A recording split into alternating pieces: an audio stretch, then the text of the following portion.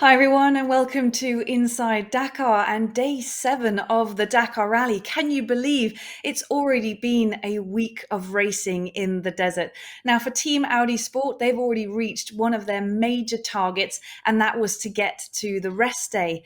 As for the racing today, it's been the second of the loop stages in Riyadh, and it's been a mixed day, you could say. But for one driver, or one crew, I should say, Mattias Ekström and Emil Bergvist, it has been a day of huge success. They finished P2 in the stage, a fantastic result that they really have been wanting for the whole week. And it's also been trial and tribulations for Carlos and Stefan once again, with some suspension issues out there. They had to spend some time fixing the cars, but they also both finished the stage. So let's find out how they're doing after a week of racing. Let's head out to Stefan Moser in the desert, who's with Carlos Sainz. Yes, really, I'm beside Carlos Sainz, and for a real football fan like him, it's halftime today, right? Yeah, difficult day again, Well, we have again an issue with the damper, but... Yeah, we could show the damper over here, it's lying here on the floor. The most important thing, it looks like, the damper was, the problem was not related like the other days. It was more or less an assembly problem from Riger. So... Yeah, I think it's positive because the other cars did not have problems. So we are looking, a little bit more optimistic for this second week with the damper situation. Yeah, we have to explain that we got some new parts yesterday in the evening, which we fixed, and the other problem today was a little bit different from the problems we had before. When they assembled it was very late, 4 o'clock in the night, and apparently one small O-ring, plastic O-ring just got damaged, and I lost all the oil. So we have to stop, change the damper again. And then unfortunately we didn't tie very well the wheel, and the wheel was overtaking us. Yeah, you lost not only oil, you lost also your wheel. I lost many things today. Did you feel something before you lost the wheel? No, just I was driving nothing, and then I just saw the wheel overtaking me, and then of course the car was hanging on the left side, and the wheel was flying 20 meters to the air, and it was unbelievable. I have to run like 400 meters after to catch up the wheel and back, and we were lucky we could fix it and continue. Every day new experience at the Dakar. New experience, no, but at the end of the day, I think we are showing very good speed all the time. We are not having problems like today. At the beginning, we were already leading the stage the first 50, 60 kilometers. A pity but I'm sure the second week will be better. Are you happy to have a rest day tomorrow? Well, yeah, but rest day is always welcome.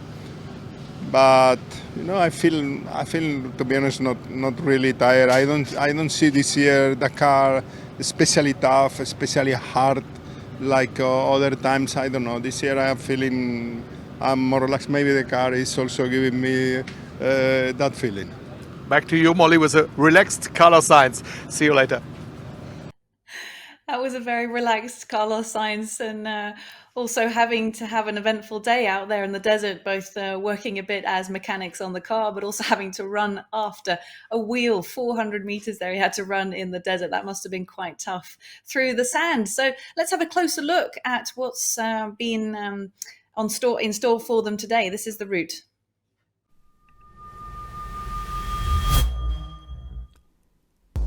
Stage 6 is the second loop stage while the crews are based in Riyadh.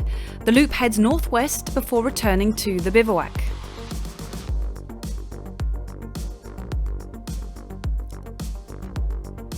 "558 kilometers is what the crews need to get through today. 343 of them are the special stage. Expect tricky navigation, dunes and fast tracks."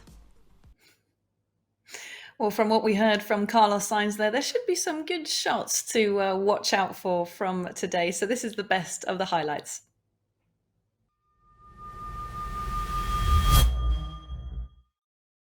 The first week of the 2022 Dakar Rally ended with the second of 2 loop stages around Saudi Arabia's capital, and Team Audi Sport has achieved its first target at Audi's Dakar debut. All 3 Audi RSQ e-trons have reached the rest day in Riyadh.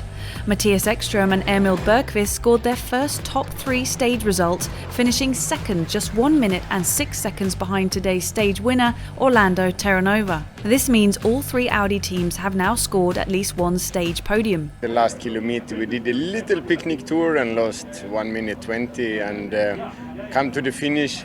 And initially a bit disappointed, but then when we saw that we were P2, we were very positively surprised. It was a tough Friday though for the other 2 Audi teams, both losing over 40 minutes. Carlos Sainz and Lucas Cruz were leading the stage before being forced to stop with a broken damper. Later they had to stop a second time because one of the wheels they had fixed came loose. Stefan Peterhansel and Edouard Bollinger stopped both times to help their teammates. Today they had a spare damper on board, which meant that they didn't have to wait for the service truck and were able to continue after assisting their teammates. Yeah, it was a little bit of a nightmare. Then we couldn't somehow change the wheel and continue and finish. The good point is that we are the rest day. There is 3 cars are here.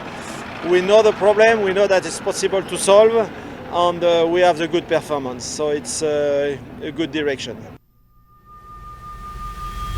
A look at today's results. Mattias Ekström and Emil Bergvist achieved their first Dakar stage podium with their second place finish. Carlos Sainz and Lucas Cruz lost 41 minutes and 23 seconds, with Stefan Peterhansel and Edouard Bollinger further 55 seconds behind. Mattias Ekström and Emil Bergvist made a big step in the overall standings as the best placed Audi team. So there you have it, all 3 cars through today's stage. All 3 cars have made it to the halfway point of this year's Dakar Rally. But there is, of course, one crew and one car who did especially well today, Mattias Ekström and Emil Bergvist. So let's head back out to the desert, to the bivouac, and Stefan Moser, who I believe is with Mattias right now. Yes, Molly, you are absolutely right. I'm here with Mattias Ekström, our man of the day, definitely. Second position in today's stage and overall on position number 13. So it's unbelievable. And the victory was so close, right? Yeah, that felt very close. But I'll be honest, we had no idea during the stage that it was looking that good for a good stage time. Because already in the first corner, we had some issue, got an alarm, the car switched off.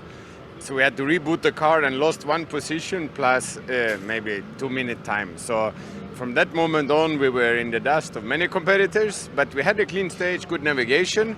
Then towards the end of the stage was super exciting because it was really nice tune. So Emil was pushing me super hard. Then just the last corner, we did a little mistake and lost 1 minute 20. And then crossing the finish line, Emil said, a bit disappointed about the last arrow. But anyway, it was okay. And we said, yeah, it was a decent day. Then we come to the time control and we saw P2. Then we were very positively surprised. Yeah, our journalist told me they were standing on the end of the stage and at some time you're coming directly to them, watching into your eyes, and then you go back. They didn't understand what you're doing over there. What's happened? No, we were racing with Martin Prokop since 50 kilometers and I was ahead and then we caught one.